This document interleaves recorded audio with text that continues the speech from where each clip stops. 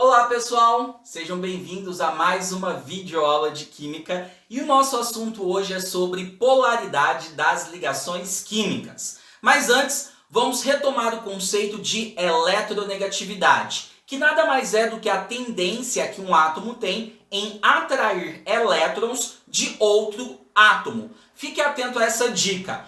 Quanto menor for o raio atômico, maior será a eletronegatividade. Portanto, podemos afirmar que os não metais, ou ametais, apresentam maior tendência em atrair elétrons de outros átomos. Os gases nobres não participam da fila de eletronegatividade, correto? Fiquem atentos também a respeito daquela filinha básica, FONCL, BRISC, pH, certo? Onde nós temos ali os elementos mais eletronegativos existentes na tabela periódica.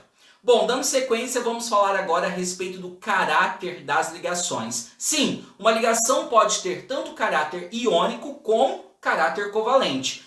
Para isso, é necessário que você calcule a diferença de eletronegatividade entre os átomos ligantes, fazendo da seguinte maneira: eletronegatividade maior menos a eletronegatividade menor. Se esse valor for entre 0 e menor que 1,7, você tem uma ligação covalente. Se nós tivermos o valor de 1,7 a 3,3, você tem uma ligação de caráter iônico, ok? Mas aonde que a gente vai buscar esses valores de eletronegatividade? Existe uma tabela de Linus Pauling, que ele descreve os valores. Então, se algum exercício for trabalhar com essa questão de caráter iônico, provavelmente ele vai trazer para você estes valores, ou então você vai fazer essa análise em cima da fila de eletronegatividade, FONCL, BRISC, pH, mas sempre considerando os elementos que apresentam grande diferença de eletronegatividade. Vamos analisar aqui essas duas estruturas químicas. O cloreto de potássio. Nós sabemos que a eletronegatividade do potássio é 0,8 e a do cloro é 3. Portanto, calculando a variação de eletronegatividade, maior valor menos o menor valor. Nós temos que a variação de eletronegatividade é de 2,2. Portanto, o cloreto de potássio configura uma estrutura de caráter iônico. Já no ácido clorídrico ou cloreto de hidrogênio, a variação de eletronegatividade é de 3, maior valor, menos o menor valor, 2,1. Portanto, variação de eletronegatividade, 0,9. Esse valor está abaixo de 1,7, portanto, o cloreto de hidrogênio apresenta um caráter de ligação covalente. Fechado? Bom, analisando agora a polaridade das minhas estruturas químicas, nós podemos fazer uma afirmação aqui. Toda ligação iônica é uma ligação que apresenta uma polaridade polar, certo? Então, ligação iônica apresenta a polaridade da ligação como sendo polar, porque nós temos polos envolvidos. Por exemplo, cloreto de sódio. Eu sei que o sódio é doador, porque ele é um metal, e o cloro é um receptor de elétrons, ou seja, é o meu ametal. Como nós temos grande diferença de eletronegatividade entre os compostos que formam ligações iônicas, nós podemos afirmar que essas ligações serão sempre ligações do tipo polares, ok? Bom, e nessas ligações polares, pessoal, nós temos o que nós chamamos de momento dipolar, que vai ser representado por um vetor e representado também pela letra μ. Ok? Portanto, nós temos aqui o que é chamado de momento dipolar. Percebam que a minha seta, ela sempre vai estar apontada para o elemento mais eletronegativo. Ok? Agora a gente vai analisar os casos de polaridade das ligações em compostos moleculares. Bom, agora nós vamos analisar a polaridade das ligações dos compostos moleculares.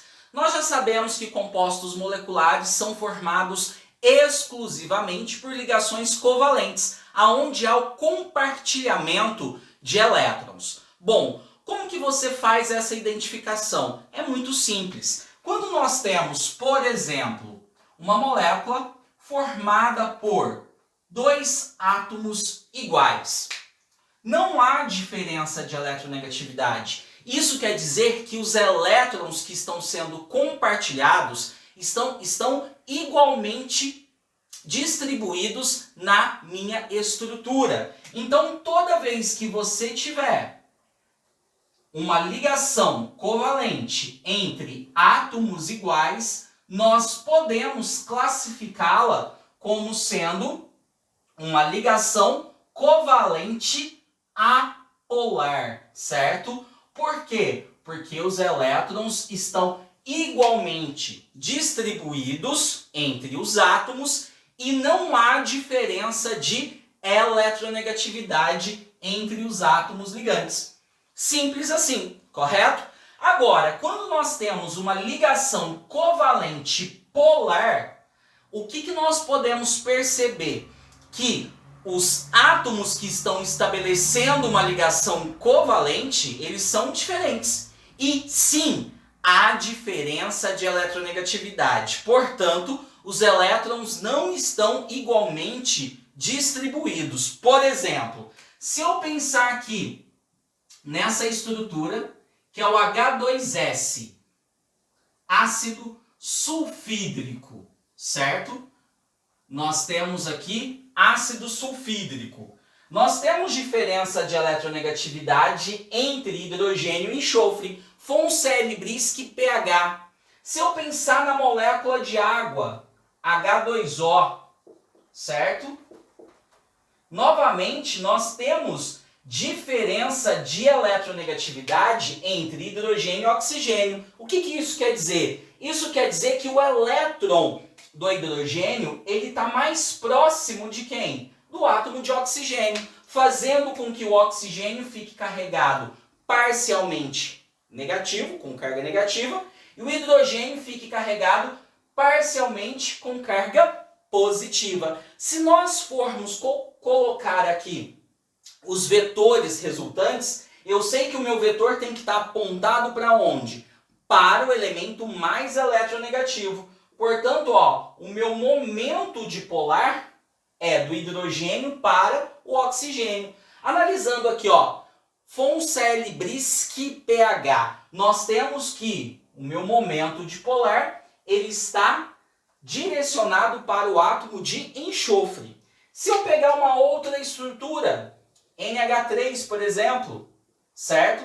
Nós temos aqui também uma estrutura na qual há diferença de eletronegatividade entre os átomos ligantes, assim como em uma molécula de CO2, monóxido de carbono, certo? Quem é mais eletronegativo? O átomo de oxigênio. Portanto, o meu momento dipolar ele está direcionado para o átomo de oxigênio. Isso me indica que os elétrons do carbono estão mais próximos do átomo de oxigênio do que do próprio carbono, certo? Isso os elétrons que estão sendo compartilhados na minha estrutura. Na molécula de amônia, o meu momento dipolar ele está direcionado para o átomo de nitrogênio, já que ele é mais eletronegativo do que o átomo de hidrogênio. Agora uma análise bem simples aqui. Quem apresenta maior momento dipolar quando nós analisamos essas duas estruturas? Ácido sulfídrico ou água? O maior momento dipolar, pessoal, vai ser dado para aquela molécula onde há maior diferença de eletronegatividade entre os ligantes. Portanto, a água apresenta um maior momento dipolar quando comparado com o ácido sulfídrico, ok? Bom, espero que tenha ficado claro essa questão da polaridade das ligações. Na próxima aula vamos falar a respeito da polaridade das moléculas. Fechado? Te encontro lá.